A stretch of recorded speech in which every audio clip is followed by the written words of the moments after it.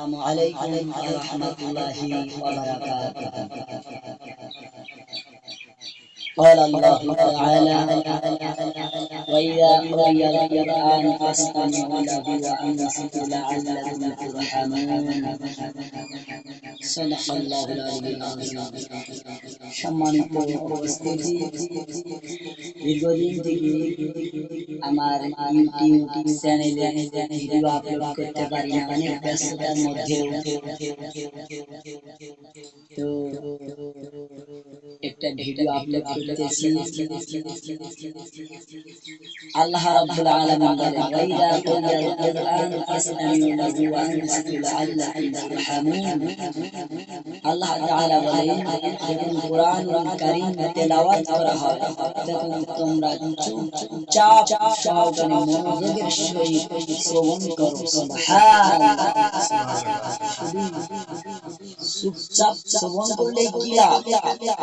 আল্লাহ রাব্বুল আলামিন জবাব দেন, লাআল্লাকুম তুরহামুন, আল্লাহর রহমত তোমাদের উপরে বর্ষণ হতে থাকবে। সুবহানাল্লাহ, সুবহানাল্লাহ বলেন, সুবহানাল্লাহ।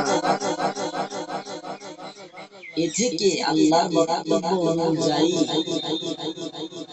তাহলে যখন কোরআনুল কারীম তেলাওয়াত করা হয় তখন আল্লাহর বক্তব্য হচ্ছে তোমরা কি করো? চুপচাপ থাকো। চুপচাপ থাকলে আমাদের লাভ কি? আল্লাহ সেটাও জানিয়ে দেন, লাআল্লাকুম তুরহামুন, আল্লাহর রহমত তোমাদের উপরে বর্ষণ হবে। সুবহানাল্লাহ।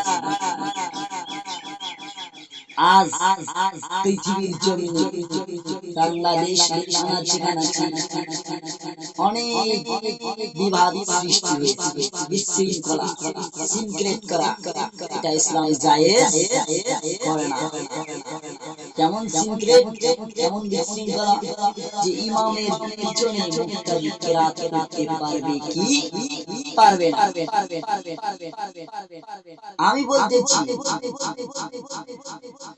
আমি বলতেছি না, আল্লাহ বলছে ইমাম সাহেব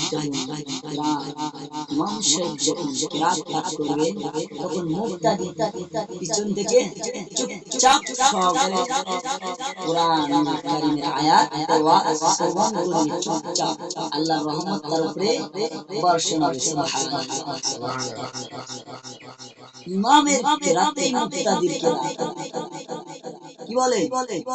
এজন্য ইমাম সাহেব যখন কিরাত করবেন মুক্তাদি তখন চুপচাপ সহকারে শ্রবণ করা কিরাত। এখানে ইমামের কিরাই মুক্তাদি কিরাত। সুবহানাল্লাহ। ইমাম সাহেব কিরাত করলে মুক্তাদি চুপ থাকবে, ইমামের পিছনে মুক্তাদি কিরাত করা যাবে না। না বলুন হুজুর দলিল দেন। আল্লাহ রাব্বুল আলামিন বলেন, আসুন কোরআনুল কারীম বলেন, ওয়াইদা কুরিয়াল কুরআন ফাসতামিউ লাহু ওয়া আনসিতু লাআল্লাকুম তুরহামুন। আল্লাহু আকবার। আল্লাহ বলছেন, যখন কোরআনুল কারীম তেলাওয়াত হয় চুপচাপ শ্রবণ করো, আল্লাহর রহমত তোমাদের উপরে বর্ষণ হবে। সুবহানাল্লাহ। আল্লাহর বক্তব্য অনুযায়ী ইমামের পেছনে মুক্তাদি কিরাত করা যাবে সোজা কোরআন থেকে দলিল দিয়েছি, এটাই দলিল, বাস আর কোন দলিল লাগে না।